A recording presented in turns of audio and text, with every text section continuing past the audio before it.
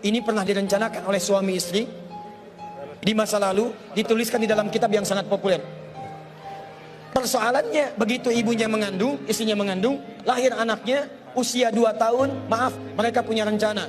Anak ini insya Allah kita akan didik jadi lebih baik, keluarga kita lebih baik, anak ini akan jadi ulama. Qadarullah usia 2 tahun ayahnya meninggal. Ini kisah nyata. Ibunya ingat, saya tetap pertahankan untuk berubah, jadi lebih baik. Walaupun ayah tidak ada, saya single parent. Saya rawat anak ini sebaik-baik.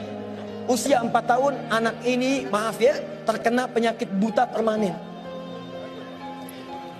Hijrah tidak akan sepi dengan ujian. Suami meninggal, single parent, anaknya kemudian buta permanen. Apa yang dilakukan oleh ibunya? Ibunya tetap berpedoman, Allah pasti akan berikan yang terbaik.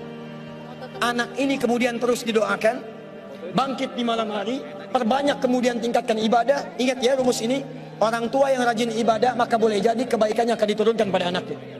Ibunya yang berdoa, anaknya yang mendapatkan bagiannya. Matanya buta tapi diganti oleh Allah dengan ingatan yang luar biasa.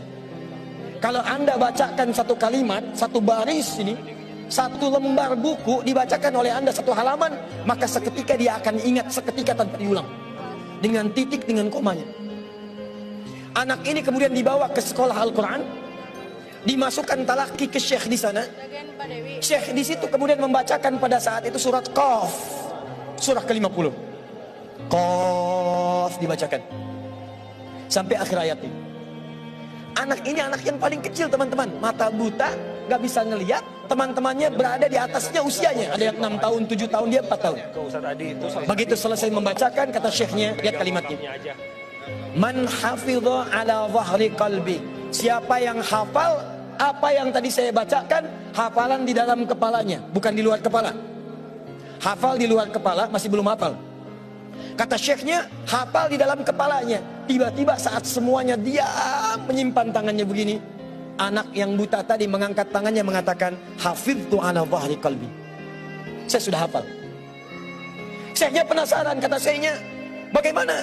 Diambil anaknya ke depan, diminta baca, Masya Allah, bacaannya bukan hanya hafal, makhrajnya, sifat hurufnya, tajwidnya, semua mirip dengan syekhnya. Kata syekhnya, minal an tadrusul hadis, dari sejak sekarang ananda mesti belajar hadis, karena Quran itu dijamin kemudahannya, hadis yang tidak ada jaminan. Anak ini secara singkat, tinggal 1 menit, pulang ke rumahnya, diantar oleh asisten rumah tangga ibu tadi.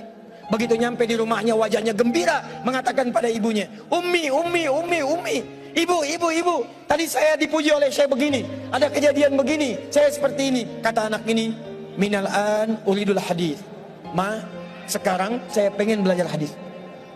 Kata ibunya, ya bunayya iktafi bil Quran, anakku sayang, kamu punya keterbatasan, supaya kamu nggak capek sekarang Quran dulu, baru setelah itu hadis.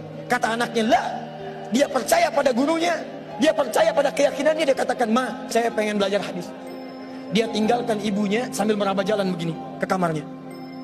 Perhatikan baik-baik, begitu ibunya melihat, ingat kemudian dengan suaminya, ingat tentang rencana mereka, ingat tentang mereka punya rencana masuk surga bersama-sama. Teman-teman, ibunya langsung masuk ke dalam kamar, dia bentangkan sajadahnya di mihrabnya, dia salat 2 rakaat, dia bermohon kepada Allah. Saat sujud itulah dia tumpahkan segala keinginannya. Perhatikan kalimatnya. Rahasianya ada di Quran surah ke-17 ayat 110 sampai dengan 111, paling kanan sebelah atas. Ya Allah yal basir, yalladzi ala kulli syai'in qadir, a'id basirat ibni. Saya mau akhiri. Ketika tumpah air matanya dia katakan, ya Allah yang maha melihat, mohon kembalikan penglihatan anak saya. Yal basir, yalladzi ala kulli syai'in qadir, a'id basirat ibni. Begitu mengatakan kalimat itu, capek ketiduran. Kemudian pada saat itulah anaknya sedang mengulang surat Qaf di kamarnya. Begitu ibunya mengatakan ya basir, anaknya sampai pada ayat ke-22. Laqad kunta fi ghaflatin min hadza fakashafna 'anka ghita'aka wa basaruka al-yawma hadid. Ibunya menyebut ya basir, anaknya sampai di ayat wa basaruka al-yawma hadid. Dulu pandanganmu tertutup, sekarang kami akan buka, kamu akan melihat setelah ini dengan setajam-tajamnya. Ayat ini sebetulnya kemuliaan akhirat, tapi diturunkan mendapatkan kemuliaan dunia.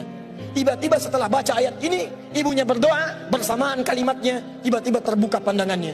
Anak ini bisa melihat kembali. Saking kagetnya dia lompat, dia kejar ibunya. Ummi laqad ra'ait. Ma, saya bisa lihat lagi. Ma, saya bisa lihat lagi. Ibunya kaget kemudian terbangun. Dia peluk anaknya, dia katakan, nah, mungkin kamu melihat bukan dengan hatimu. Kamu melihat bukan dengan matamu. Rubbama ra'aita biqalbik laisa bi'ainik. Mungkin bukan matamu tapi hatimu. Waktu habis. Kisah belum selesai. Tinggal 1 menit. Boleh 1 menit? Lihat sini. Kata anaknya, "Mah, saya melihat dengan mata saya. Ini mama pakai baju ini. Di sekitar kita ada benda-benda ini." Allahu Akbar. Ibunya kemudian yakin anak itu bisa melihat. Dipeluklah anaknya. Keduanya kemudian menangis. Dan ibunya sejak saat itu yakin bahwa anak ini punya kemuliaan besar di masa depan. Maka disekolahkanlah kemudian tempat-tempat terbaik. Belajar hadis terbaik. Diingat segalanya. Cepat luar biasa. Anak ini kemudian dikenal dengan luar biasa di masa depan. Nama anak ini adalah Muhammad. Bapaknya yang meninggal namanya Ismail. Kakeknya namanya Ibrahim. Kakek buyutnya Al-Mughirah. Eyang buyutnya Al-Bardizbah. Tinggal di kecamatan Ju'fah, di Kabupaten Bukhara, Provinsi Khorasan, negara Uzbekistan sekarang. Kelak di kemudian hari, dia dikenal dengan nama daerahnya Bukhara, dengan Al-Bukhari. Itulah kisah Imam Al-Bukhari. 2 orang suami istri yang bersiap merubah hidupnya, diturunkan pada anaknya, dan kemuliaan itu diraih. Saya yakin kalau Anda berhijrah malam ini, boleh jadi yang hafal Quran, mungkin anaknya, mungkin cucunya, mungkin turunan-turunan Anda. Tapi ketahuilah, ketika Anda punya peran di dalamnya, maka surga akan disiapkan untuk semua Anda satu keluarga besar.